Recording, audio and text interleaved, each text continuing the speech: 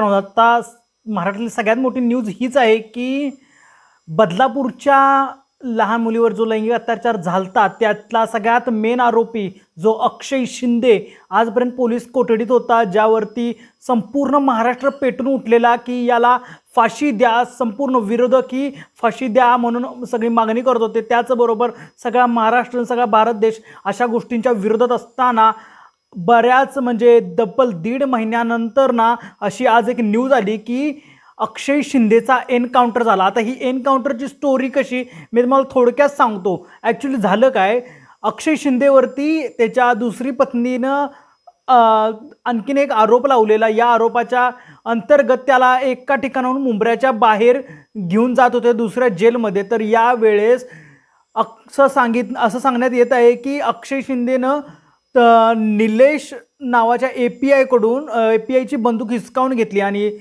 त्याच्यानुसार त्यांनी त्यातल्या गोळ्या पोलिसांच्या अंगावर झाडायला सुरुवात केली। आणि तर दुसऱ्या बाजूला पोलिसांनी याच्या संरक्षणार्थ आपला बचाव करण्यासाठी अक्षय शिंदेवरती धडाधड 3 गोळ्या झाडल्या आणि हा एन्काउंटर होता की खून होता अजून काही माहीत नाही, अजून फक्त न्यूजच आहे।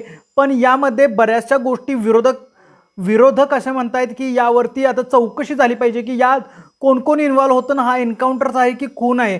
आता या पलीकडे जाऊन संपूर्ण महाराष्ट्राला काय होतं की अशासारख्या गुन्ह्याला काय शिक्षा असली पाहिजे, यावरती तुमचं काय म्हणणं आहे नक्कीच कमेंट बॉक्समध्ये मेन्शन करा। आणि नक्की तुम्ही याचं समर्थन करता की तुम्ही याचा विरोध करता हेही तुम्ही मेन्शन करा।